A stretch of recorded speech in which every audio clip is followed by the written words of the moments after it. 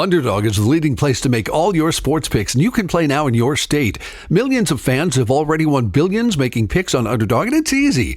All you have to do is download the app and choose whether a player will go higher or lower on one of their stats. You can choose strikeouts, total bases, or home runs, or go higher or lower on three-pointers or rebounds. You can play with as little as $1. If you get everything right, you could win up to 1,000 times your money.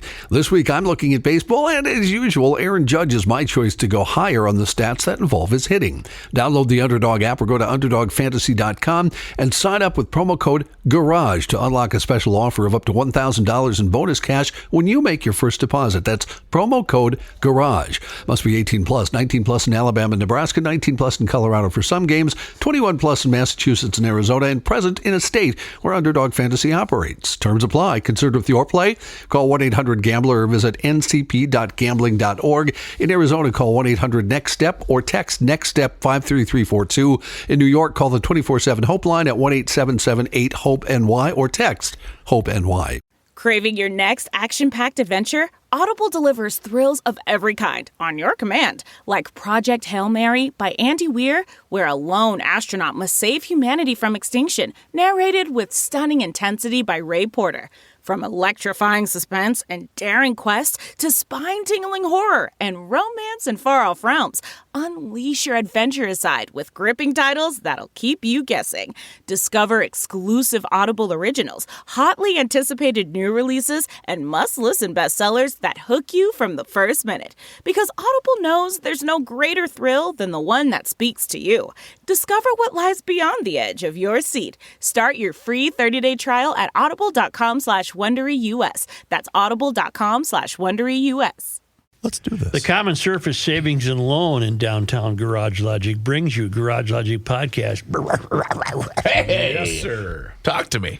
Number 1,549, May 21st, 2025. 92 degrees was the record high on this day in 1964, and she was as chilly as 33 degrees on the morning of this day in 1997. Hail the flashlight king. And now, from the mayor's office above the boathouse on the east shore of Spoon Lake, it's Garage Logic with Chris Reavers manning Technology Corner. Hi. Kenny Olson from the Krabby Coffee Shop. Kenny. John Heidt in the newsroom. And, of course, the rookie. Here is your flashlight king. I am my favorite. And the I am my common favorite. sense, your mayor, Joe Sushiro. Totally am my favorite. The only guy with a wardrobe change. What are our names, our ass names? Here they are. Joe, you are the ass hat. Chris, you are the jackass. Yes. Matthew, you are a dumb ass. Mm-hmm. John, you're such a wise ass. Yeah. And Kenny is a smart ass. Many emailers regarding the pretend fire in the boathouse. What would we name the fire? Oh, it's a little feedback. Oh, no. Oh, no. I'm already laughing. It makes so much sense. John in Arizona thought we'd name it the smart ass fire, the wise ass fire, the dumb ass fire, but he's going to call it the ass house fire. Ass house fire. Ooh. A house of asses. May I ask a question? It depends. Is jackass higher than dumbass, or are we on par? Yes, jackass is much more insulting. desirable. That's desirable. more desirable. No, dumbass No. is you're scraping the barrel. Okay. These are terms of endearment. It's like when I call you guys dummies. Gotcha. I don't mean you're dumb. Kenny, you'll be proud. The Siamese cat in my house, known as Benji, he was nicknamed Dummy by my 10-year-old, courtesy of Uncle Kenny Olson. Cool. Good tidbit of information that I have in my life now. Thank you. Happened last night. Yep. The George Floyd 5-year mark is this Sunday. And Bill Glahn, and there's probably a way to talk about, there's still nothing but malignant idleness at 38th in Chicago. Nothing has improved. Nothing has been cleaned. Did you see the video? I've seen the videos. Yeah. I've driven through it. I keep in touch with it. It's the degradation of the intersection. It's meaningless. And yet we're supposed to pretend this is the Shrine of Lourdes. And I'm not going to. I just can't get there. And given the age we live in, it's very difficult to talk about the whole George Floyd week and what happened there, because you'll just be labeled by the Mysterians who run this state. So there's really no way to go about it. I'm reading a Bill Glahn piece from the Center of the American Experiment. And for example, he's wondering what happened to the money that got collected by Black Lives Matter. Good point. There were $27 million in city settlements that went to the Floyd family. But did you remember this? Or I had not known this, or if I did, we did not make enough of it. Did you know the state legislature appropriated $133 million for rebuilding 38th in Chicago? Oh, interesting. I wonder where that money got to. $80 million, according to Glahn, $80 million was given by private donors to two private 501c3 charities that capitalized on the 2020 unrest. The short answer to where did the money go is that they still have about half of it. You'll recall that Kamala Harris backed the Minnesota Freedom Fund that was set up to bail out of jail the mostly peaceful rioters arrested during the arrest. Those proved to be thin on the ground, so the fund turned to bailing out garden variety violent criminals. The fund recently announced it was getting out of the bail bond business. That fund took in $41 million in 2020. Wow. Of that $41 million, the fund immediately sent $4.5 million to the Tide Center in San Francisco. The Tide Center is a far-left political funding group with seemingly little to do with the causes championed by the bail fund. Okay. The fund ended in 2020 with about $35 million in the bank. In 2022, in addition to the bail bond business, the fund began giving grants to other nonprofits, handing out more than $2.7 million to 19 nonprofit groups. In 2023, the fund reported that 4 employees and 1 contractor were making 6-figure plus salaries. Another group is even more puzzling. The Black Visions Collective reports taking in $36 million in the immediate aftermath of the 2020 riots. They still retain, as of 2023, about $20 million of the original amount. But the Black Visions Collective isn't a group. It's a brand name belonging to Take Action Minnesota, a far-left political dark money outfit based in St. Paul. In 2021, Take Action used $725,000 of the Black Visions money to support the Defund the Police ballot referendum in Minneapolis, which failed. Take Back Action Visions also sent $92,500 to a nonprofit called Sex Workers Outreach Project of Walnut Creek, California. They have interns? In 2021, Take Action Black Visions made grants to 44 nonprofits in total, spreading cash throughout the left-wing nonprofit ecosystem.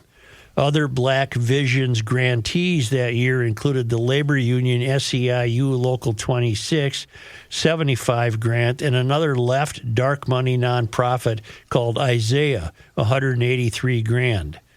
In 2022, Black Visions gave out 3 smaller grants totaling $150,000. In 2023, Black Visions gave out just 2 grants, $175,000.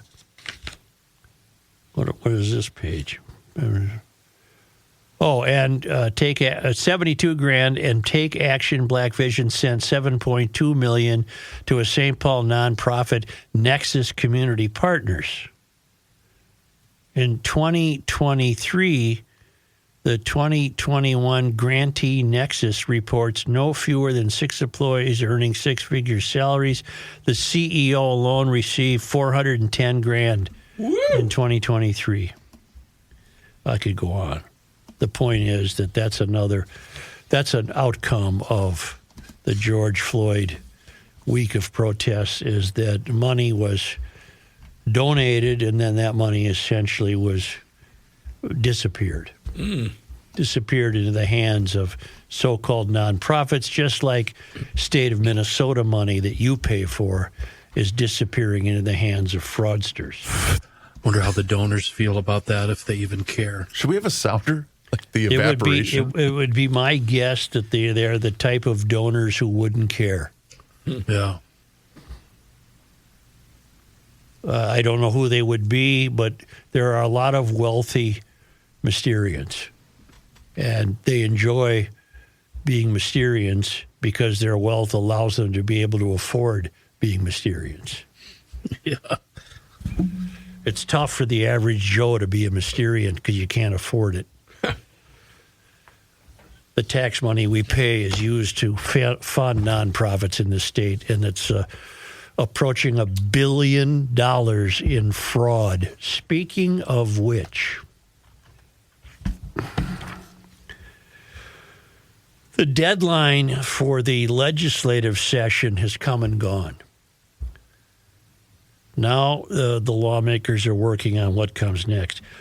One piece of legislation that was left on the floor at the end of the session was a bill to create an Office of Inspector General to investigate fraud. The new position was created in response to the recently highly publicized incidents of fraud in the state of Minnesota. The bill was a priority for Minnesota Republicans. They were hopeful a bill would make its way to the governor's office this session. Monday night, 2 nights ago, the House Republicans made a last-ditch effort to pass the bill. Republican Representative Patty Anderson, who co-authored the bill, requested to have the rules suspended so House members could vote on the bill. The request received both praise and pushback from lawmakers who debated the idea for an hour. The request required a 2/3 vote to bring the bill to the House floor for an official vote. The request was denied after a 70-63 vote that didn't reach the 2/3 threshold. Anderson knew it would be a challenge to reach the 2/3 threshold, but she says it was likely her only chance to get the House to vote on the bill this session. We needed to get this done, Anderson said. Minnesotans are expecting us to get this done. Republican Senator Michael Kroon, who worked on the bill in the Senate, was also frustrated that the bill didn't get a vote. The Senate passed its version of the bill nearly 2 weeks ago by a vote of 60-7. We think it's a good bill, Kroon said. It's bipartisan. With the House, obviously, it seems like politics got in the way. Senator Heather Gustafson, a Democrat who also worked on the bill and sent out a statement to voice her frustration after the bill never received a floor vote. So there were Democrats who favored it.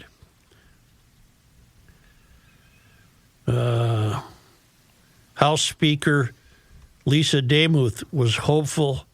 Am I saying that right? Yeah. Demuth. Just like Namath, just like Joe Namath. House Speaker Demuth was hopeful the Office of Inspector General bill could get a vote during the special session. The bills are ready to go. They could be slipped in at any point during the special session. However, Democrat House Speaker Emerita Melissa Hortman says there is little to no chance the bill will receive a vote. Mm-hmm. We don't have the $9 million for it. Oh, really? So ultimately, the Senate, I don't know what that means. The $9 million to fund that new office, I guess, huh? Yeah. The Senate dropped it from the budget negotiations when it was clear we didn't have the money, Hortman said. Well, you had $1 billion, Hortman, that was defrauded. With a tight budget this year, money could be an issue. Authors of the bill said it would take about $9 million to create the Office of Inspector General and to hire more than 30 employees to investigate fraud in state agencies. But if they saved the state $1 billion a year, they'd soon enough pay for themselves, wouldn't they? Mm-hmm. It would be worth Eventually. it. Representative Anderson suspects there are other reasons why the bill was getting pushback. She says some Democrats feel this office would have too much power. They may not like the strength of the office and the fact that it does have law enforcement power, but that's the way it is across the country. If you're going to be serious about this, you actually need to give your inspector general the authority to investigate and make decisions, she said. And you have too many Democrats. I'm going to agree with Anderson. Too many Democrats who don't want that. Which is tantamount to saying there are too many Democrats who are benefiting, however, peripherally from the fraud. Right. And they don't want to interrupt the money train. Minnesotans expect us to get the fraud under control. Rook, you're going to have to take that, whatever that's making that noise, into the other room and leave it there. You're good. Minnesotans expect us to get fraud under control. They won't stand for this. So whether it's in the special session this year or the session next year, we're going to continue to do that. That was Senator Kroon said. Unbelievable. That should be a priority. The state is... What is it? I'm urinating into the wind. And it just makes no sense to keep blabbing about it. Doesn't make any difference. We're governed by the wrong people. And the voters of Minnesota are terribly content with that. This is what they want. This is what they get. Yeah. Ready? Yeah. Let's do it. According to our guy, Blois Olson, Yeah. Governor Tim Walz is holding a fundraiser tonight. For what? Well, Blois is suggesting that he might be running for re-election, and tickets for said fundraiser start at Cuba Pellegrine. Oh, how much? $1,250. Where is the event? Let me check on that. $1,200? Join, oh God. And these would be really wealthy Mysterians. Join Andrew Zimmern. Isn't he the chef? Yeah. Oh. Jesus He's going to Christ. serve bugs. And Governor Tim Walz for a dinner on May 21st. That is tonight, right? Yeah. Yeah. Sold out. Where? Do we know where? You want a $4,000 seat, or you just want a $1,250 seat? I only want the $1,250. I'm trying to find out where this is at. If you pay $1,250, you still get to eat? Probably. Yeah, you get the bug platter. You know, Zimmern likes to eat that weird crap. Does it say where it is? It probably doesn't say where it is. I don't think it does not, and I'm guessing it does that for security purposes. Oh, my God. Wouldn't you love to know who goes to that? Yes. Zimmer, huh? Is that his name? Zimmer. Andrew Zimmern. Well, former KSTP employee. Former James Avenue resident. How you doing over there? $4,000 for a ticket? Well, that's if you want to sit up front, I'm guessing. You know, you can touch the garment. He wouldn't have to feel the raise clothes, or the spend power. any money, and he would win. Isn't that a sad statement? Well, is it wrong? Well, he's going to get up at the podium, and what's he going to do for 3 hours? Rip Trump and Elon Musk. Mm-hmm. Orange man bad. Vote for me. Because I'm just a knucklehead. Yeah. Why do we do this to you? 38th in Chicago. Talk to me. 38th in Chicago. It's 5 years. We now know that whatever money was allotted is gone. It's been scammed and defrauded. I'm terribly comfortable saying that. What do you think? Does it mean anything to your life? Not one bit. Not at all. Especially since I moved away. What's the question to be asked of urban residents? Does it affect your life that 38th in Chicago is ridiculously a joke? It's nothing. It's malignant idleness. Money's been sent there and the money has disappeared. Does that mean anything to you in your life? It just reaffirms what I think about basically everything in this state. I don't know if you guys feel the same way. No, and Chris, you're right, and that's for both sides of the aisle. Yeah. I mean, you know, if you're of the mind, you love what's happening there, and you like everything that's happening there. If you're not, you know. Kenny, I take the Ron Swanson approach to politics and life in general. Just, I vote for leave me the F alone. Wow. Well, that's not working. I know, but I get it completely. But That's what I want to do. How about this? Minneapolis has 20 miles of streetlights that the copper thieves got to. Wait, what? Yeah. 20 miles. Right. That's a lot of copper. And the same question could be asked.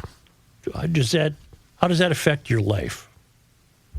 What if you went solar for your streetlights? These are all livability issues. Why would you want to live in South Minneapolis? Well, because our streetlights work work well. I can get through 38th in Chicago without sitting through 3 light cycles. 2 out of every 5 goes. I can stop into Cup and get a pack of heaters and be on my way in 5 minutes. Well, what it ultimately would be a safety issue. You go for a walk at night. Oh, for sure. Streetlights around the lake or whatever, along the creek, you'd want the lights to work. Right. So then you could say, it's going to affect my life, but not if you don't walk in that area. How does it affect your life? You're bad at math. Yeah. 20 miles of copper. So is that 1 out of every 3 or 4 streetlights that does it? That actually works. What's that average breakdown? I don't know. I was watching a J. Cole's piece on this last night. Wow. And it turns out, it's really fascinating the way this all works. It turns out that Robin Wansley, a council member, is depriving the city of the money to fix the lights because somehow she wants $500,000 of the city's $1 million budgeted for the streetlight repairs to purchase new lights for Dinkytown. Oh, Jesus. Well, for all I know, Dinkytown needs new streetlights. I don't know. Are they all shot too? Even though with the construction, all their businesses are closing their doors. She took half the money to repair all existing streetlights in the city and then jumped the line in terms of other places in our city to get the $500,000. This is according to Palmisano. What's her first name? Linnea Palmisano, who was interviewed as part of this story. Wansley, of course, was unavailable for a comment, but she issued a statement. How are you doing on getting me Jason Chavez? I really want that to be something you do every single day. Okay. There's been multiple requests sent. How about a telephone call? Multiple requests. Can you give me the number? Give me the number and I'll take it home with me. 612. No. Oh. The Dinkytown Marcy, and I would take Wansley for that matter. I think that the GLers would love a conversation between these Mysterians and a GLer about where are you taking us? What do you see? Right. When are we going to get there? And how will we know we got there? I couldn't agree more. Wansley said the Dinkytown, she must represent that area. The Dinkytown Marcy Holmes area sees high pedestrian and bicycle use, but poor lighting remains a key public safety concern. That's why the council approved $500,000 in December of 2024 for the Dinky After Dark lighting initiative. Hello. That's your Dinky After Dark. Unfortunately, this is Wansley continuing.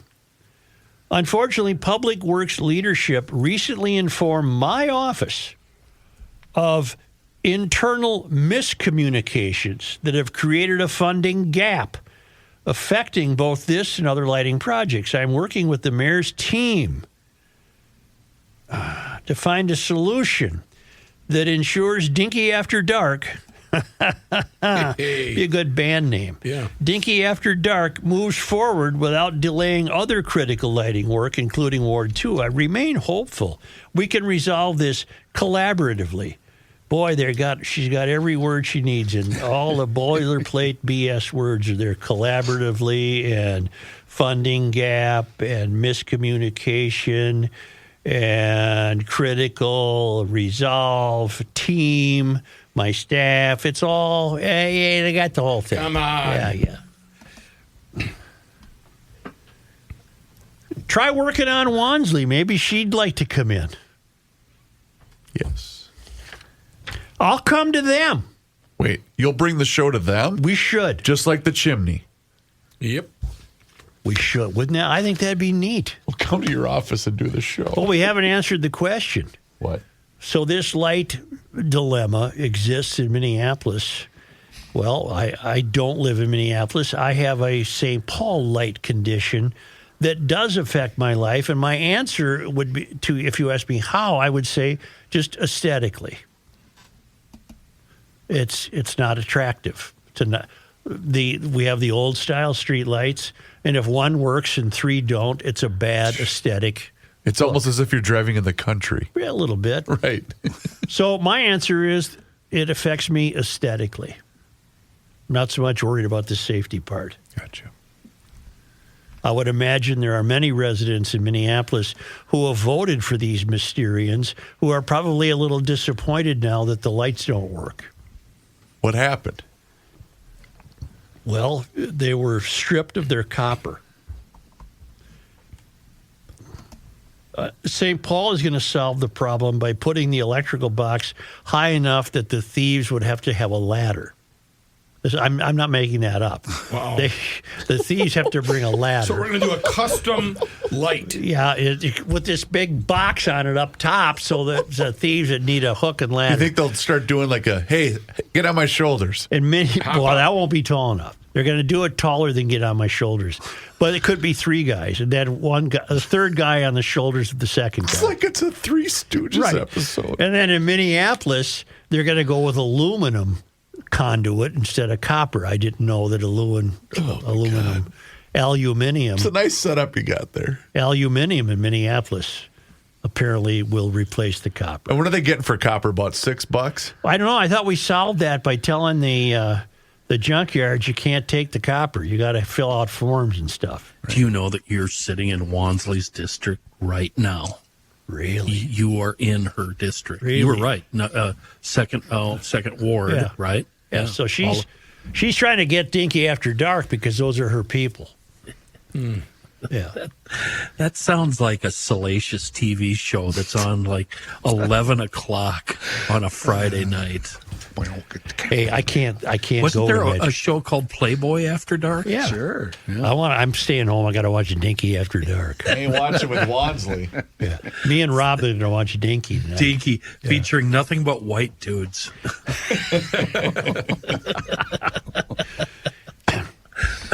So Robin Wansley basically is fighting for lighting for the failed academy. Yes, she is. All right. Yeah. Very brave. In the meantime, you wealthy Mysterians who are going to spend $4,000 to go see Cockwaddle shove food in his mouth tonight, you're not going to have any lights. Somebody points out on YouTube, how about this? Where is it? It's cheaper to go to a Taylor Swift concert than it is to have dinner with the governor.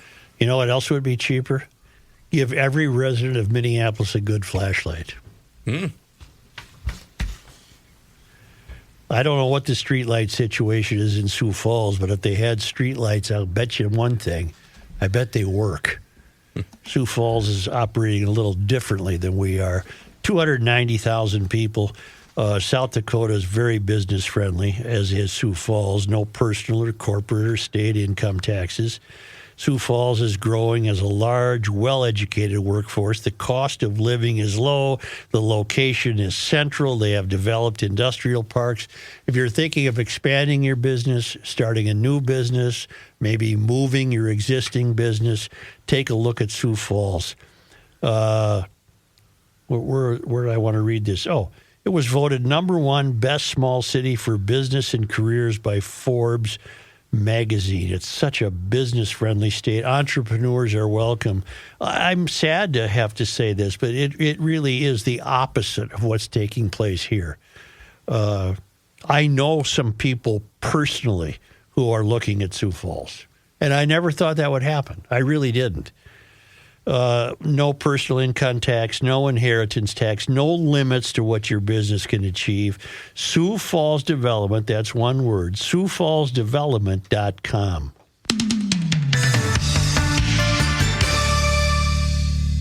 Reavers here once again for my guy, Mr. Money Talk, Josh Arnold. Does thinking about retirement make you uncomfortable? Well, sometimes the anxiety from wondering if you've saved enough can be overwhelming. But what if I told you that you could ease those tensions in just 48 minutes? Well, Mr. Money Talk is going to be able to sit down with you and get you on the right track for your financial future. Josh has navigated it all when it comes to uncertain market and economic conditions, and he'll always provide straight talk, never sugar-coated advice on how to reach the finish line with your retirement goals. Don't let your financial worries give you an ulcer or keep you from calling Josh right now. His 48-minute, no-obligation consultation could be just what you need to feel better about your future. Call Josh today at 952-925-5608 and set up your free 48-minute, no-obligation consultation. That's 952-925-5608. Investment services offered by Josh Arnold Investment Consultant, LLC, a security investment advisor. Past performance is no guarantee of future results. All investments involve risk. All comments and opinions are Josh Arnold's and do not constitute investment advice. Chris Reavers is a paid endorser. Billy. Here we go.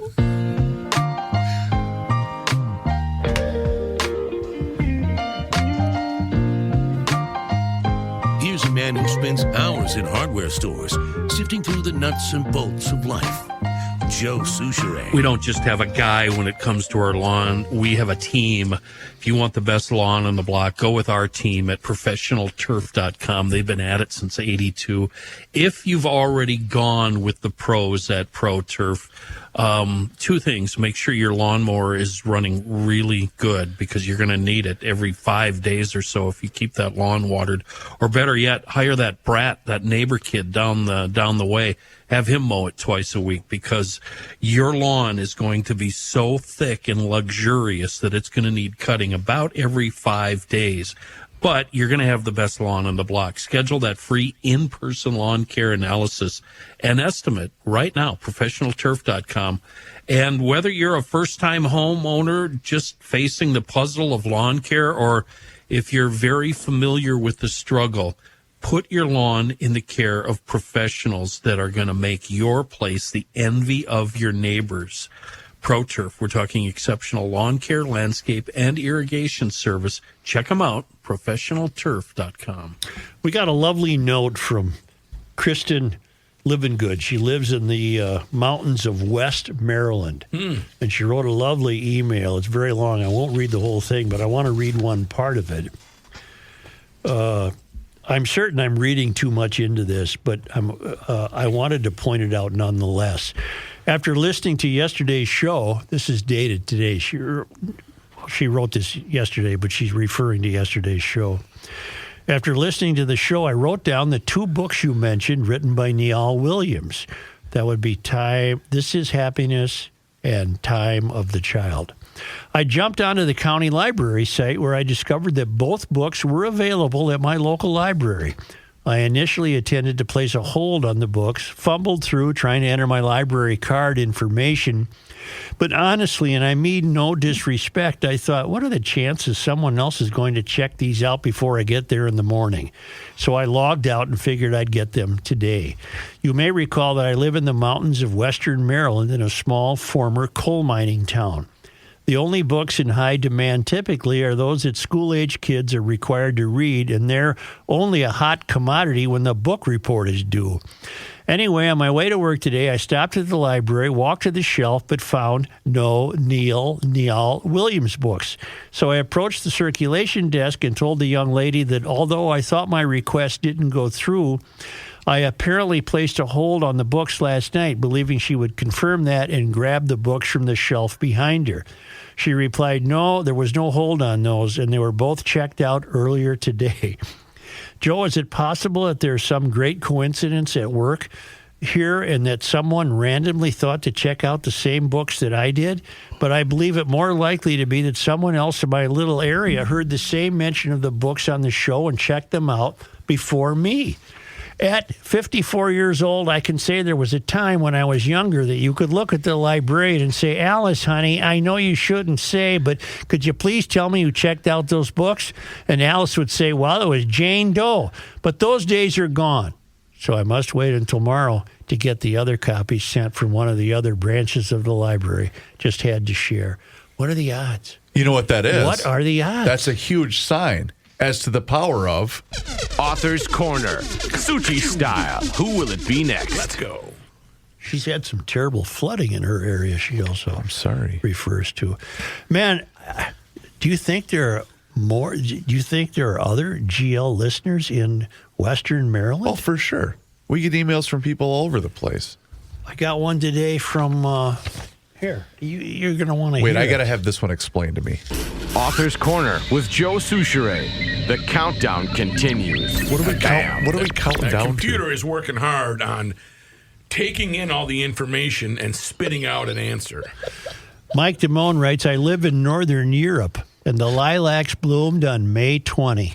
I think you're onto something. Ooh. I don't know what, but something. All right. And you fellas alerted That's a me. compliment. What's this guy want to know?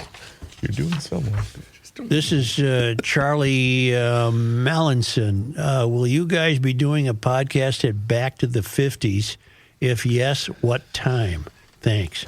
Our regular Friday noon podcast, is that correct? I think May 20th. I think I can go with this. No, June 20th. June 20th. June I'm sorry. 20th. Yeah. June 20th. May 20th was yesterday. That's right.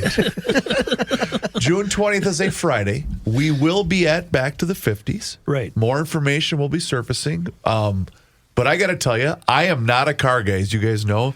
This is going to be a lot of fun. I'm serious. It's going to be a great time. Really? You just arrived at that? No, I mean, I'm not even a car guy, and I think this is going to be cool. Where are we broadcasting from? That location is to be determined. We do think we have it narrowed down, but I have not given official word. Just tell us. We might be in a familiar spot. Well, here's the other reason it's going to be neat. That's the start this year. Back to the 50s at the fairgrounds is the starting line for the Hemmings Great Race, which is going to start Saturday, June 21st, and end up in South Carolina 6 days later. And we had conversations about this a week ago, and I can tell you that we're going to have a couple of people on the show that day involved with the race. That's as far as I can go. I'm aware of that. Jason Chavez, is he one of them? No. In fact, one of us might be able to ride in the lead car. For the whole, to Don't win. inconvenience. Look at the gerbil on that wheel. I can't because I already booked something else. Who said it was you? Oh. Boy, it's all about you. Where is Sabika, Minnesota? She's up north by St. Cloud. Is it by St. Cloud? Yeah. You know where Monaga is? Vaguely. She's over by Nimrod. You know where? Didn't we do this all just off the air? Just Yeah, a few we minutes did. ago? Yeah, but I don't New even York remember. Mills. It's way up You know there. where Wait, New we York- have an affiliate in Wadena, don't we? KWAD, the big talk juggernaut. The K-Wad. K-Wad. Yep. Well, there's a piece that you guys alerted me to. I was unaware of it. A man was awarded more than $2.4 million in damages after he was trampled by a bull during an event at the Nimrod Bull Bash in 2021. Never heard of that. Where's Nimrod? Right here. Up by St. Cloud? Oh. According to court documents, Scott Sellers was gored and thrown into the air while participating in cowboy softball. I don't know what that is. Well, it says right here. It's an event where members of the audience play softball. Audience to what?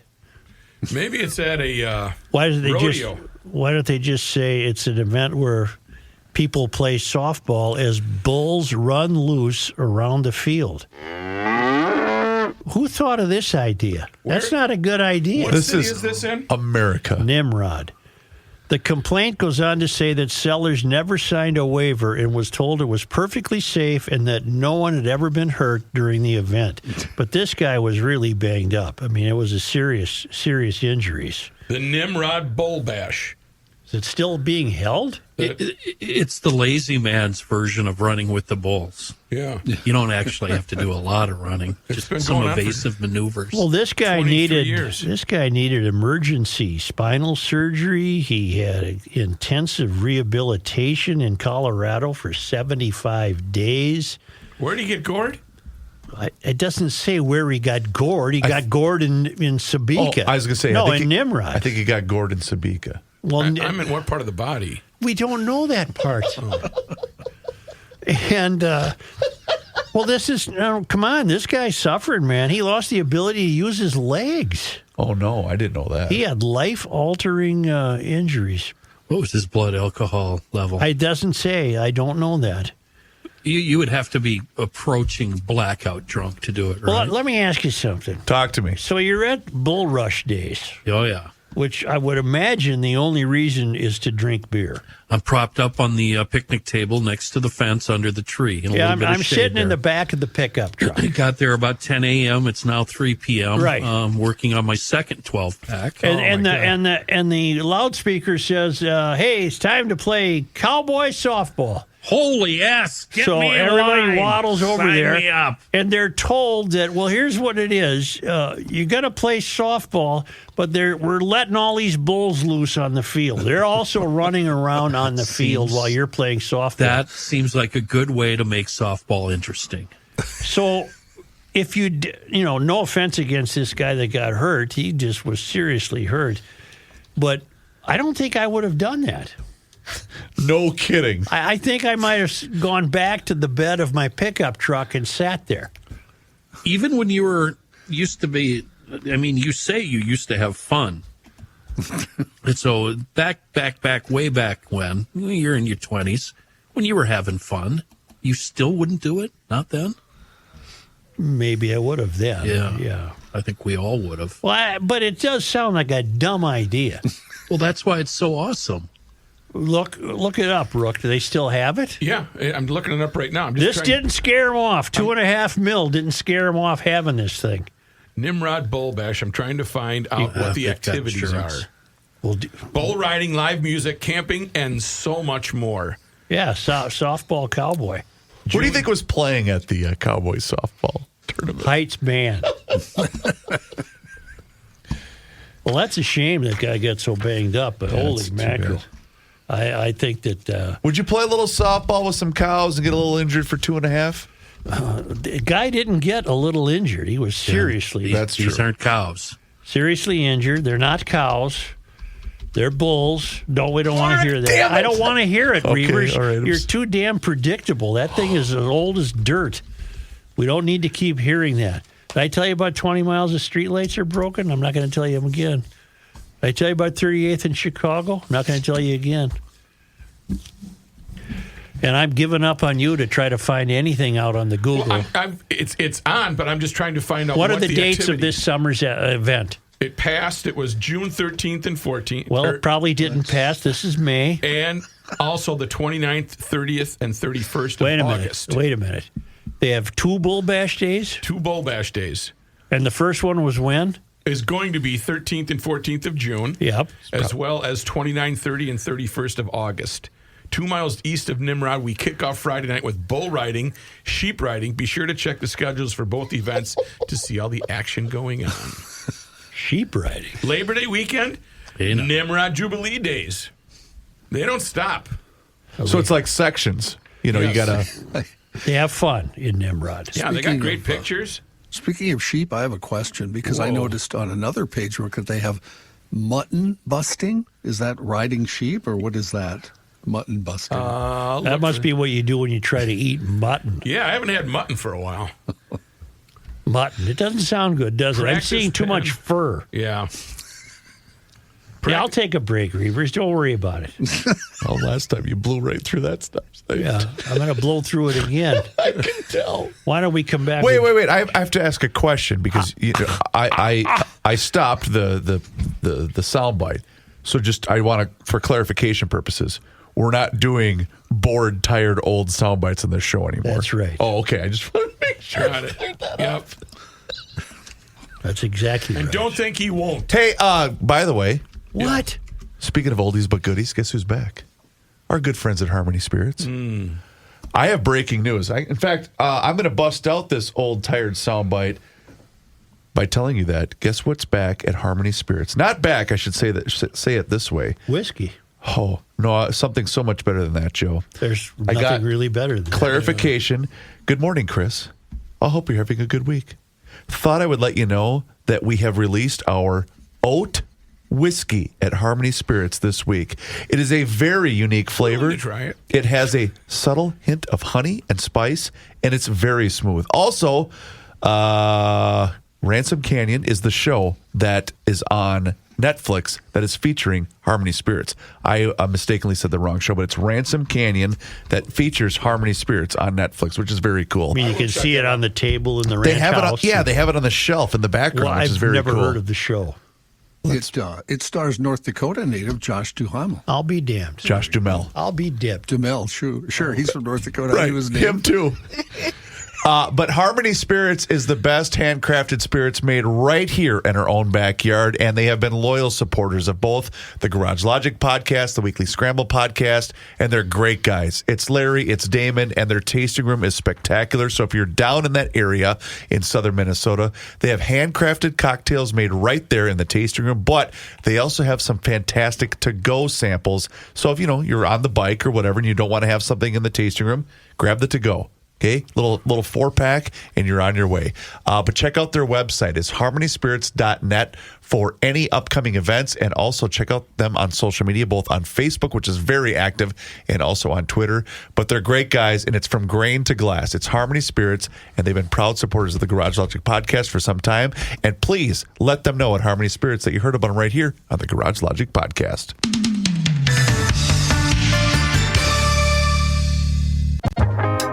The earth is not your mother. The Joe Souchere Show. The GL Car Care Kit, 3 products every GLer should have. And when you go to the auto parts store, convenience store, big box store, or wherever you're going to go, here's what I want you to buy. First of all, get the Seafoam. Get a can, maybe more, maybe 2 cans of the Seafoam motor treatment. That's going to keep those cylinders happy. You use it to put away toys, wake up toys, clean out carburetors, and just generally keep your daily driver running strong. Then get 1 or 2 jugs, spray bottles of Bugs Be Gone, because this stuff is a lifesaver in the summer. It literally...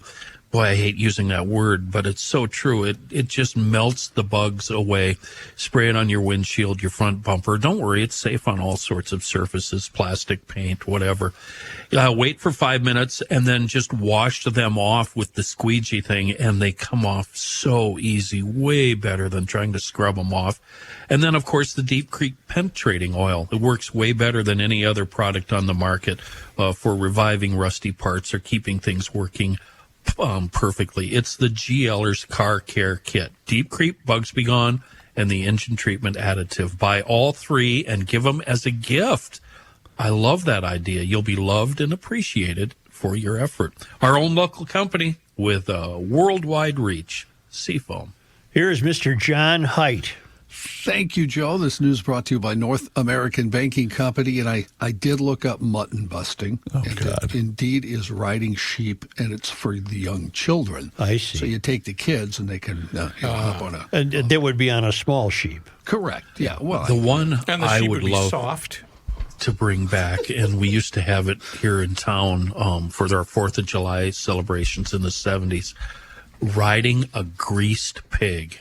Oof. And if you can sounds stay very on dirty. it for a certain, 30 seconds or whatever, you get big, big prizes. What do you wear? Well, that's Speedo? just it. It's open to, anything you want. Hey, y'all. Here's Kenny. I would put on a Speedo, but then have a skirt on over it and a nice A-cup brassiere. Well, probably up to a B so now. You know what I would do? And I'd really do it up. I'd go Fred Bolitnikoff. What does that I'd mean? put glue on my butt. Oh, Sure. Yeah. right. It'd be Do you have tempting to that? go Will you Porky please Pig, save though, that? wouldn't it? Well, you could go Porky Pig and lather the glue on your butt, but then the glue might even slide off the grease. Yeah. So Velcro would be. Wait, Reavers is raising his hand. Maybe he's done it. I have a question. Why did Fred Bolitnikoff come to mind when you were talking about glue on your butt? Because when I think of Stickum, Fred Bolitnikoff had Stickum on his hands all the time to catch the ball. Not on his butt. Thought maybe Fred was into things on the road trips. Joe saw him in the locker room one time, and then he turned around and Football? Yeah, I thought you were talking about some Russian leader. I've never heard of this guy. Oakland Fred Raiders. Bolitnikoff. He's a Raiders wide Fred receiver. Bolitnikoff. Isn't there an Fine award named receiver. after When he him? was when the Raiders were at their height of power. He's a Hall of Famer. Yeah. You've never heard of Fred Biletnikoff? No, I 100% have. That's what made me think, why is glue on your butt make you think of I don't him? know. I saw Grease Pig, and I'm thinking, stick him. Fred Biletnikoff had to stick him. I wonder what kind of stick him it was, so I said, okay. Hey, throw it to my butt. Yeah, put the stick him right on your butt and sit on the pig. Well, he had the famous cousin on your marks. So when they let the Grease Pig go, it's on your marks. Get set, go. Are we still doing news? What's on your mark? On your mark, Karl Marx's sister, Anya. They still honor her before every race. Wow. On your marks, get set, go. Why don't we move right along? Richard here? Marx. This news, I think I already said, is brought to you by North American Baking Sorry, Company. Bilski. we had any news yet? No. Yeah, Not yet, the Grease no. Pig thing. Yeah. Yeah. As long as we're talking sports, let's talk about the Timberwolves. They lose Game 1 of the Western Conference Finals last night. I don't like As their chances, John. No, I don't either. Oklahoma City Thunder defeated them handily. Game 2 is tomorrow night in Oklahoma. Well, come back and hit the shots. They didn't hit the shots. This isn't a very novel thought, but what these playoffs remind me of is one side of town gets their 5 best guys from the playground, and the other side of town has their 5 best guys from the playground, and we'll see on the court. That's about what this is. Okay. But the problem is, and again, Oklahoma City is a vastly better team. I'm not disputing that whatsoever. But if you're going to call these touch fouls with guys that are flopping all over the court, well, the Wolves got no shot whatsoever. I heard on a different channel a solution to that I happen to find myself agreeing with. What's that? If they're going to get you for breezing by this SGA guy or whatever his name is, then why don't you just take him down hard? As long as you're going to get the foul anyway, then beat the crap out of him. Well, you almost said a bad word. Beat him up. I then. said the If very that's the way same you want to thing play it, last night. Then just take him out. then Let's just go. take him out. Let's go. If you're going to be a weenie. As long as you guys are breaking it down, I'm going to tell you what lost this game. It was right before half when Randall had the ball. They had a 4-point lead. Oh. The ball was stolen. No, they had a 6-point lead. The ball was stolen for no apparent reason. He just stood there very carelessly with it. Yeah. And Oklahoma City went down and scored. So what should have been an 8 or 9-point lead at half turned out to be a 4-point lead. You That know, lost and the as game. much as we all love Anthony Edwards, and he's destined for stardom, this is his time in the spotlight. We either see it now, We ain't going to see or it. hold your peace. Well, But he's the new 22. Carlos Come on. Gomez, too. He gets hurt. You got to damn near bring in a helicopter to get him off the floor and about a fleet of medics, and he's back in 5 minutes. But no, never mind. Did a you lot. see his I didn't ankle? see- Did you he's a see his little ankle tough. turn when he? That was a legit ankle injury. Then how did he recover from it? Because he's a guy. He's tough. 22, and he's 22. You recover 3. faster when you're 23. 22. All right, let's move along. Anyway. Shall we? In news, boy, it's been a long segment already. I haven't done And we any haven't news done yet. any news. Not one. In news. Is there any news, really? There's a lot of news. Do you really know what time it is? Oh, my God. Now we're quoting Chicago. Yeah, I wonder if I get the time and the temp. In the news. Federal court documents filed this morning show the U.S. Attorney's Office has filed a motion to dismiss a case against the city of Minneapolis, saying it no longer believes the proposed consent decree would be in the public's interest. According to the motion, the U.S. doesn't want to pursue the action anymore and, quote, withdraws its support agreement and concurrence with a joint motion for approval or settlement. In addition, the motion says there was an extensive review done by leadership of the current Department of Justice and Civil Rights Division. After news of the filing came out, Minneapolis city leaders held a news conference this morning and said, quote, we're doing it anyway. Mayor Jacob Fry and Police Chief Brian O'Hara stated the city is committed to police reform despite the motion to dismiss the federal consent decree. Minneapolis City Attorney Kristen Anderson had countered that with a scathing rejoinder earlier, arguing that DOJ leadership has had more than enough time to get up to speed. State of Minnesota also says its consent decree will remain in place even if the federal consent decree doesn't. Female Athletes United is suing Minnesota Attorney General Keith Ellison and other state leaders for allowing transgender athletes to compete in girls' sports. Minnesota Attorney General, Minnesota State High School League, and several other state agencies are facing a federal lawsuit over the state's transgender athlete policy. The suit claims the policy discriminates against female athletes and violates Title IX. The plaintiffs are 3 high school girls who believe it's unfair to compete against a trans softball player. The plaintiffs are being represented by Alliance Defending Freedom and True North Legal. In 2015, the MSHSL voted to open girls' sports to trans student athletes. The federal lawsuit alleges the policy creates an unsafe environment and does not allow schoolgirls in Maple Grove and Farmington to compete fairly. The plaintiffs claim females are at significant disadvantage in this environment and cites fears of being injured. Ellison said in a statement responding to the lawsuit, in addition to getting exercise and the fun of competition, playing sports comes with so many benefits for young people. You build friendships that can last a lifetime. You learn how to work as part of a team, and you get to feel like you belong. I believe it's wrong to single out one group of students who already face higher levels of bullying and harassment and tell those kids they cannot be on the team because of who they are. Ellison said he'll respond in greater detail in court. Ellison is a pandering cockwomble. Here's the deal. The transgender community hides behind this idea all the time that, well, this hardly ever happens. Why are you all getting so stirred up? It's happening all the time. Everywhere. All over the country. This BS about, oh, this never happens. It's happening. And again. And it ain't fair to a girl to have a guy play softball against her, period. And if it didn't matter, then why did you decide to compete against another gender? If it wasn't that big of a deal, then why did you decide that? Yeah. Word.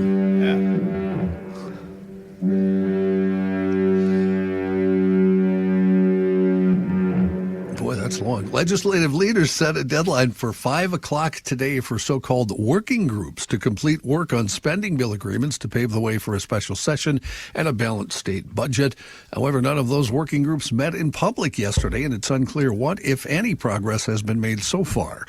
Republican House Speaker Lisa Damas said hard decisions have to be made, and then we'll come back when the governor calls us to finish up the work of Minnesotans. DFL Senate Majority Leader Aaron Murphy said whenever the governor calls lawmakers back into special session, it will likely still take several days to finish the remaining bills.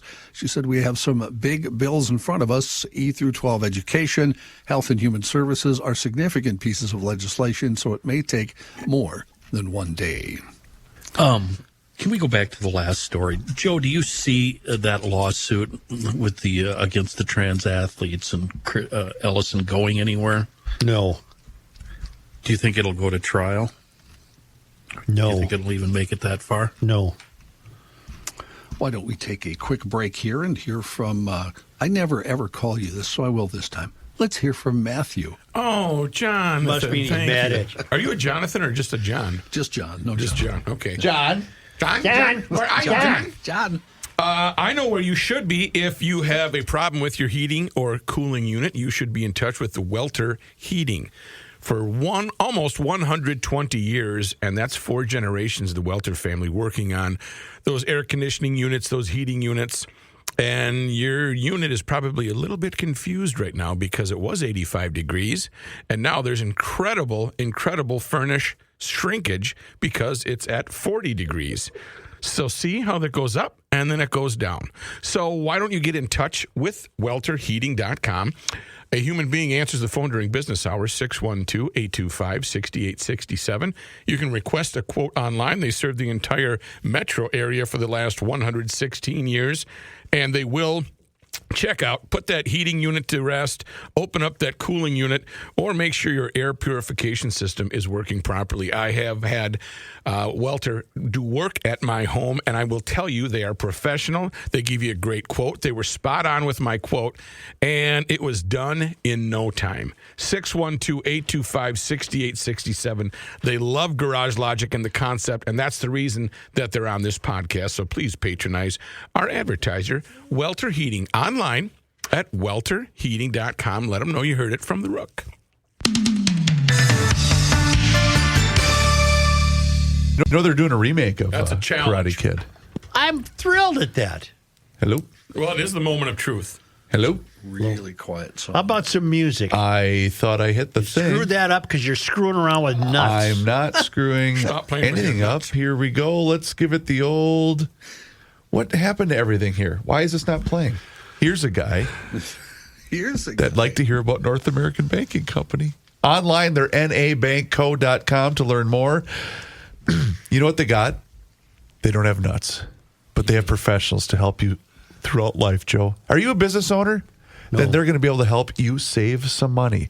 Check out any one of their 6 Twin Cities locations, whether it's Roseville, 50th in France, Hastings, Woodbury, Shoreview, or Maple Grove. They offer all of the services as the other big national banks, whether they're looking to buy a home, finance a new home renovation project, or get that new car that you've been thinking about. My friends at North American Banking Company are going to be able to help you out. They offer the same online and mobile banking options as the other banks, but the key difference is you're going to get the unparalleled service of a community bank.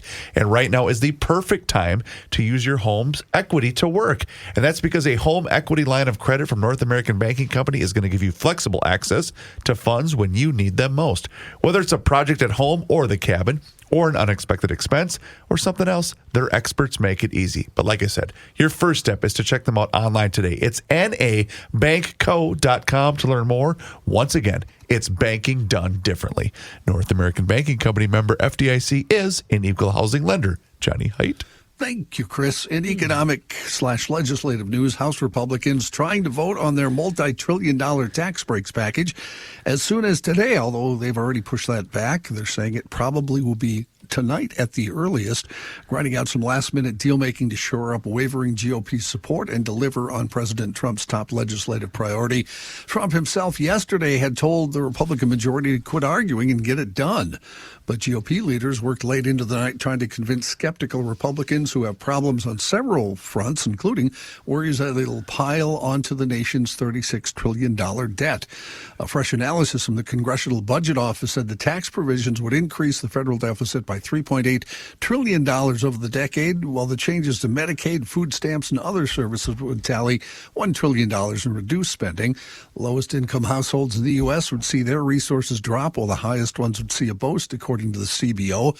The Nonpartisan Tax Policy Center says 60% of the tax cuts would go to the top 20% of the households. More than one-third would go to those making $460,000 or more. Middle-income households would get an average tax cut of about 2.4% on their after-tax revenue. Target's challenge to revive sales and its status as a cheap retailer just got a little more complicated. They announced this morning their sales fell more than expected in the first quarter, and the retailer warned they will slip for all of 2025, worried over the impact of tariffs in the economy. They say with that happening, customers will be pulling back on spending. Target also said that customer boycotts did some damage during the last quarter. The company, long a fierce corporate advocate for the rights of Black and LGBTQ plus people, scaled back many diversity, equity, and inclusion initiatives in January after they came under attack by conservative activists and the White House. Target's retreat then created another backlash, with more customers angered by the retailer's reduction of LGBTQ plus themed merchandise for Pride Month in June of 2023. Company also unveiled a leadership shakeup this morning, signaling greater urgency around the company's need to jumpstart sales. To combat investor concerns about slow growth, they've created an Enterprise Acceleration Office, overseen by the company's Chief Operating Officer, Michael Fidelki. Does the internet at all figure into their financial demise, competing with the internet? I would think it would. But I'm looking for numbers and stats. Did you see anything like that in the story, John? I did not. No. All right. A New Orleans jail maintenance worker arrested for helping those 10 inmates escape last week. The 33-year-old employee, who says he acted under duress, says he was threatened, shut off water in a jail cell, allowing the inmates to remove a toilet and sink fixture, dig a hole, and flee. Before leaving, they scrawled messages on the cell wall that said, "We innocent," and "Too easy, LOL." We gone. And they spelled two wrong. Two spelled T-O instead of T-O-O. Trouble. That's there. I've done that in podcast descriptions. Yeah. We're going to meet up with family, MEAT. Believe me, Chris, we know. We know. MEAT would be the way. We're going to meet up with the family. Yeah. That sounds like another Chris mistake. But here's the question, because when I read this, if he was acting under duress by shutting off the water, digging a hole, that's going to take a few days. They had nothing but time. Yeah. They had a lot of The time. inmates dug the hole. It would take Thank you, That John. I'm means aware. they crawled out through a sewer pipe? No, that's a different movie. Hole and Flee. It would take a man 20 years. No, to but dig out. they removed the toilet for the hole. Right. So Yes. wouldn't that would be right through the sewer pipe, wouldn't it? That's what I assumed, but perhaps I'm wrong. I have no idea. How about the other 5 guys that just wanted to get out? And the one guy says, "No, let me stop and take some time and write him a little note." And they're like, "Are you crazy? Let's just go." Were they like that? I find it very interesting that when the heat got on, you dug yourself a hole. I think you brought up a legitimate point, Joe. You've replaced a wax ring or two in your life, right? Yeah, sure. I mean, we're looking at a hole this big. Not big enough for these guys to get through. I couldn't put my leg through it. So they had to expand it. They must have dug a hole around it, perhaps, then. Like a Hogan's Heroes thing. Exactly. 4 of the 10 have been recaptured. To You search think for they came out in a tree stump? Yeah. God, I've always wanted a tree stump with hollowed out. Like a Hogan's Heroes deal? Yeah. And they're still inside the yard. When I build my fallout shelter and I'm going to bury one of those big shipping crate things, that's how I'm going to get in and out Well, of it. don't you remember the great case from the Gumption Institute for the Criminally Incompetent, where the kids were in a mall and they were going to jump through the roof to get to the jewelry store, and they had a chainsaw and everything. Yeah. They jumped through and they were on the sidewalk outside. Right. They're on the overhang. That's why we had to found the institute. Because you're just too many dummies. That's right. Yeah. 6 are still at large. They have captured 4 of the 10. So At large. the Senate has confirmed real estate developer Charles Kushner, the father of President Donald Trump's son-in-law, Jared Kushner, to serve as ambassador to France. You might remember he was in the news recently. Charles Kushner pardoned by Trump after pleading guilty years earlier to tax evasion and making illegal campaign donations. Prosecutors say he hatched a scheme for revenge and intimidation after discovering his brother-in-law was cooperating with federal authorities in an investigation. So he hired a prostitute and arranged to have the encounter recorded with a hidden camera and then sent to his sister, who was, of course, the man's wife. Kushner, who was confirmed 5145, is the founder of Kushner Companies, a real estate firm. His son, Jared, former White House senior advisor to Trump, who's married to Trump's eldest daughter, Ivanka. George Wendt, the American actor and comedian who earned 6 consecutive Emmy nominations for his performance as Norm Peterson on Cheers, died Tuesday. He was 76.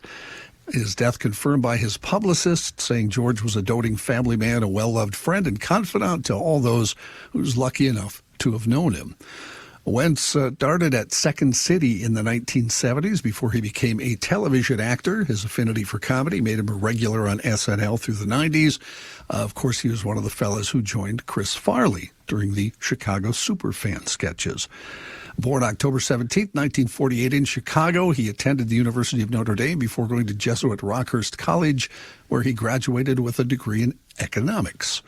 After Cheers elevated him to stardom, the actor had no trouble scoring supporting roles for the rest of his career. Film credits included Fletch, Gung Ho, Spice World, among others. He was great in Fletch. I don't remember him. Isn't that weird? He was like the bum on the beach. He was a friend, and he ratted out some guys to Fletch. He did a great job. The original Fletch? Yeah. That was right in your wheelhouse when you were working in the theater, wasn't it? Totally in wheelhouse. Wendt turned to theater in the latter portion of his career. In 2008, he took over the role of Edna Turnblad, traditionally performed by an actor in drag in the then ongoing Broadway production of Hairspray. He would reprise the role at a production in the Charlottesville Town Festival. He also featured as Santa in Broadway's Elf, the musical, and played Willie Loman. He was a real-life Animal House.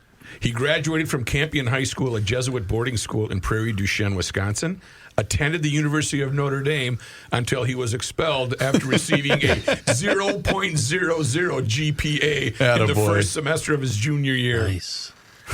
There was 0.00. I mean, he must have never gone to class. He didn't show up. The minimum. Yeah. You know what? He wasn't feeling it. Well, it said due to challenges associated with living in an off-campus apartment without transportation during the winter.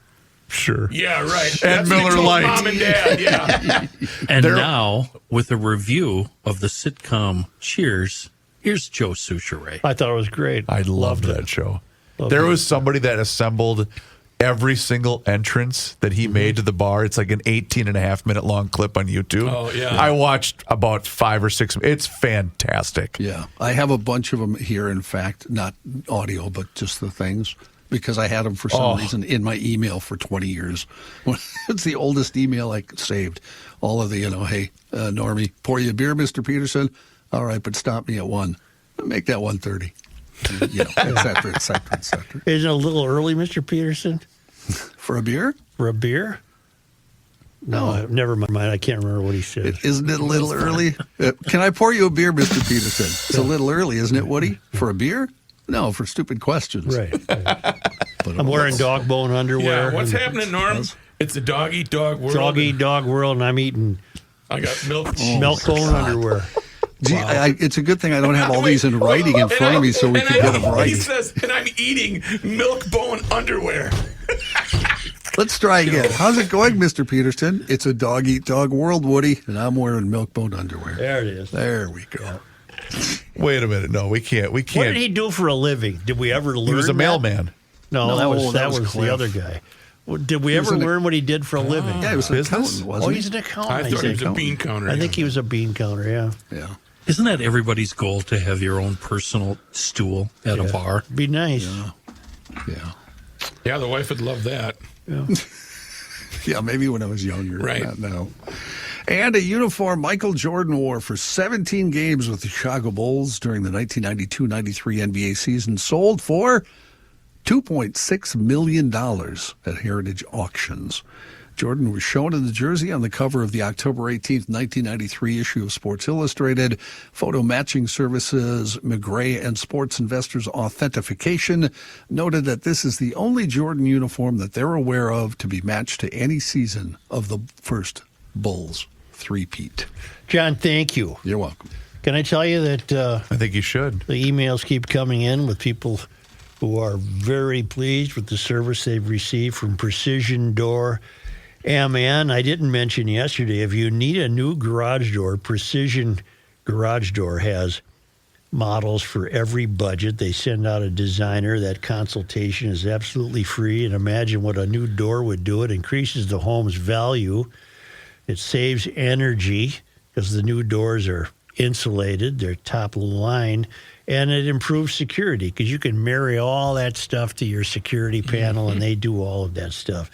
And they just fix the routine stuff, too, and they let you know when they're on their way. They serve western Wisconsin, the entire metro area. Call Precision Garage Door at 612-263-6985, or you can use the interwebs if you want to schedule an appointment or your free on-site new door estimate. By the way, they're throwing in the motor if you get a new door. That's a value of more than $760. PrecisionDoorMN.com.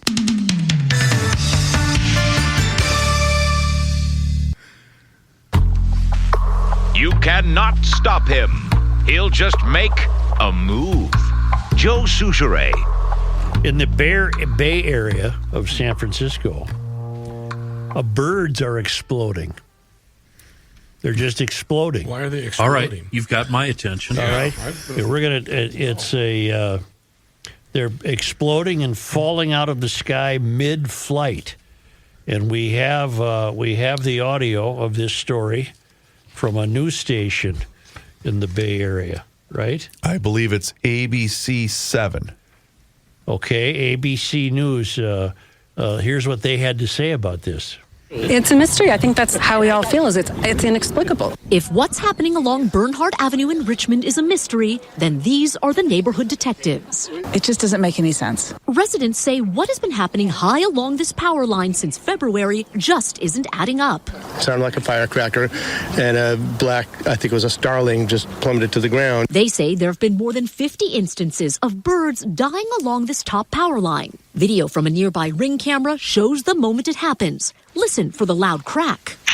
A bird then falls to the ground. Jeez. Super traumatic to see this. Neighbors say after hanging up awareness posters like these and repeated calls to PG&E, there was little action. When a worker came out to inspect the line, he literally seemed look like befuddled. After reporting on the story Sunday night, on Monday, PG&E told ABC7 that they reached out to the California Department of Fish and Wildlife to evaluate several of the dead birds. In a statement, PG&E said Fish and Wildlife shared that the birds show no evidence of electrocution and that their deaths were caused by trauma, potentially from a pellet or BB gun or a slingshot. But I feel like a BB gun doesn't make a firecracker noise. And I can't fathom somebody could be that accurate all the time. PG&E also said they do not believe that there was an issue with our electrical equipment and agrees that these birds were not electrocuted. I know where the sound is coming from, and it's coming from up on the pole. That particular wire does sizzle and arc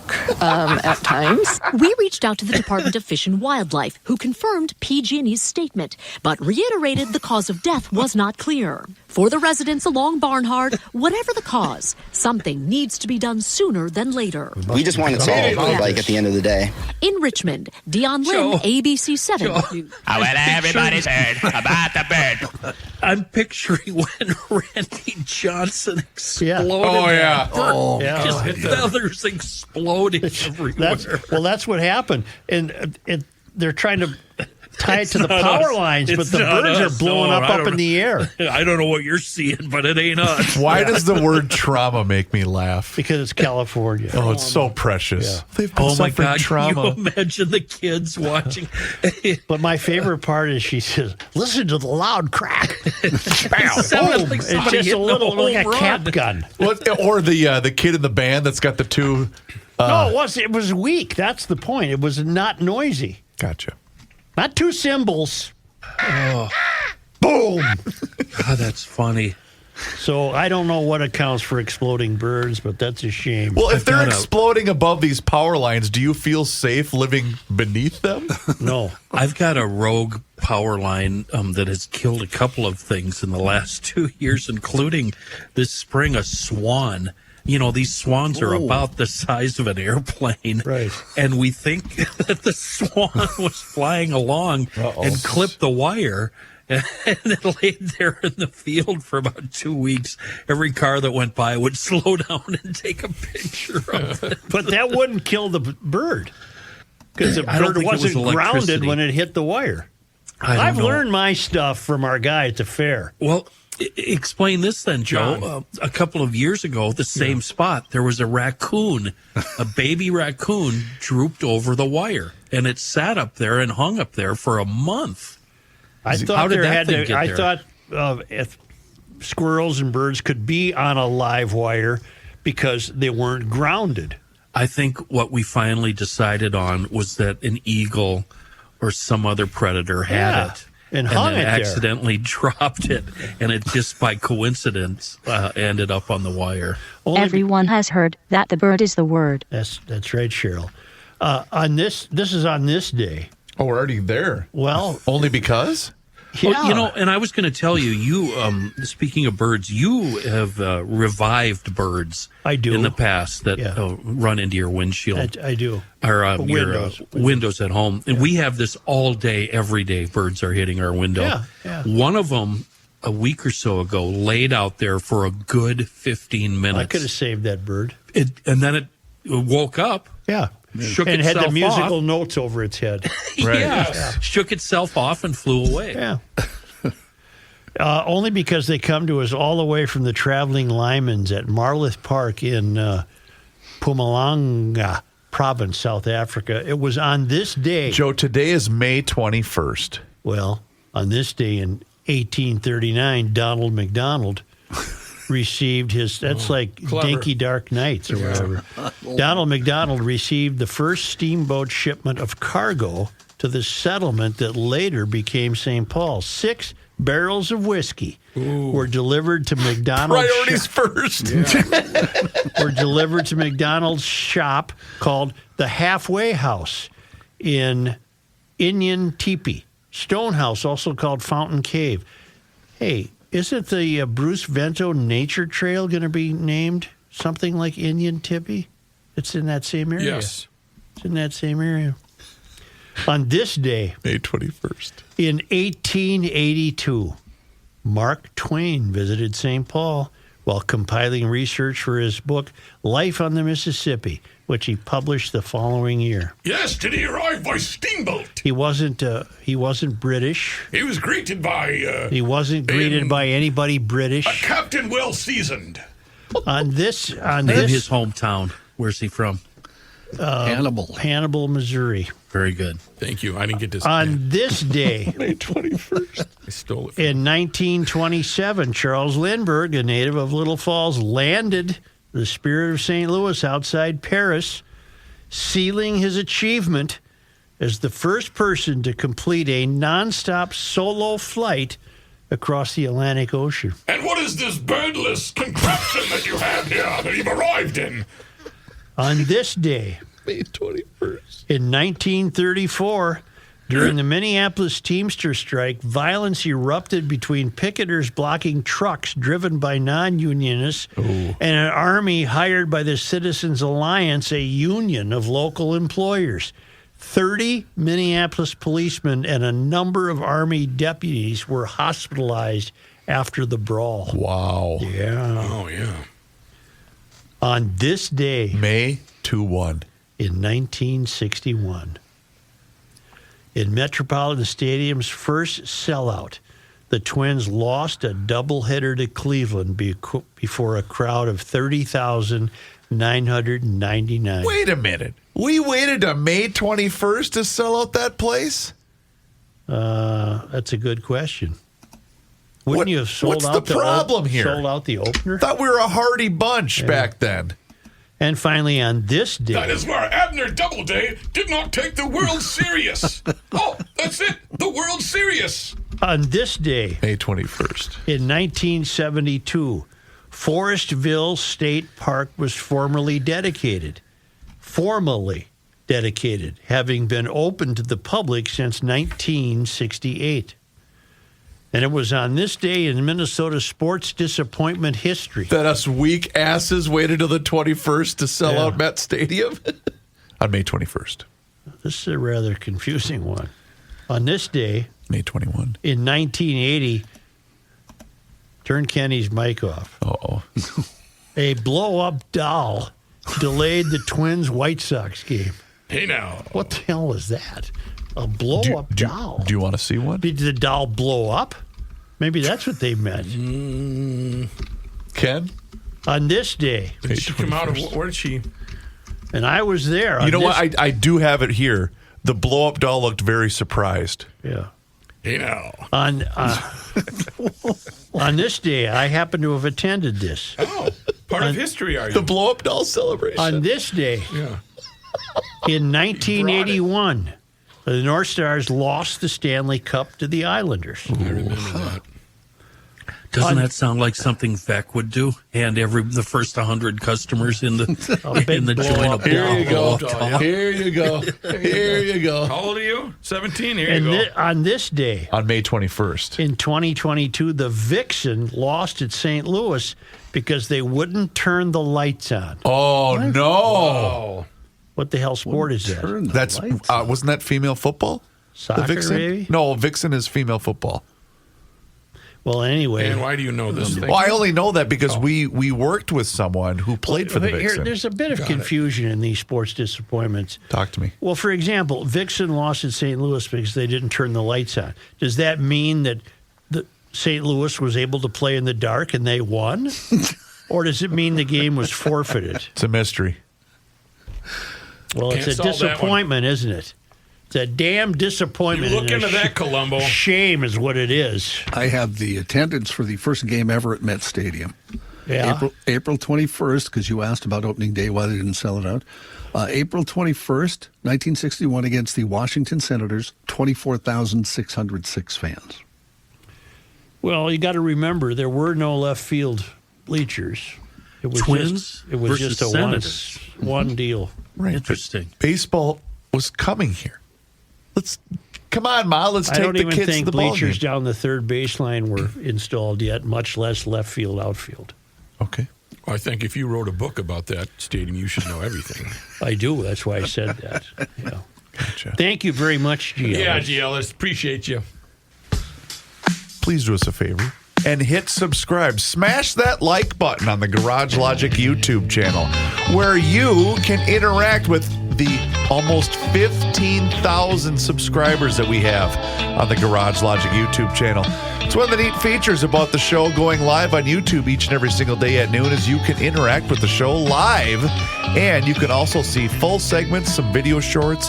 There's behind-the-scenes footage in some cases, but it's all there for you on the Garage Logic YouTube channel. And you can follow us along on all of our social media channels, which includes Facebook, Instagram, and Twitter. And don't forget to sign up for the Daily Logician. That email comes right to your inbox each and every single day, and it includes the most recent episode of the podcast. You can sign up right now and find out more by visiting the website, which is, of course, garagelogic.com. Time once again to check in with our guy, Mr. Money Talk. Josh Arnold is with us once again here in Garage Logic, and now is the time for you to do the same. So do not delay. Do exactly what I did and pick up that phone and dial 952-925-5608. That number once again is 952-925-5608. When you call that number, you're going to get Josh, and he is there for you for that free, yes, I use the word free, 48-minute financial consultation with absolutely zero obligation, and he will always give you the straight talk. He will never give you the sugar-coated advice, and he is on the line with us once again here in Garage Logic. And boy, Josh, I know you got a lot to get to today because another down day on the market, but interest rates are a concern. But is there some good news here on the horizon? There's plenty of good news on the horizon, and we didn't want to be overly negative as we might have sounded yesterday. But every time that I talk about the impact of tariffs, that's all I can think of is a lot of negativity and unforced errors on the part of the administration in an effort either to get trade deals or the belief that by increasing tariffs, you can raise tax revenues for the United States without having adverse impact on businesses, business spending, consumers, and consumer spending. The belief that somebody else is going to pay that tariff, to me, is today and was before nonsensical. The tariff is paid by the business on who it is imposed on. And that business is going to pass that tariff along to consumers, whether they be individuals or business consumers.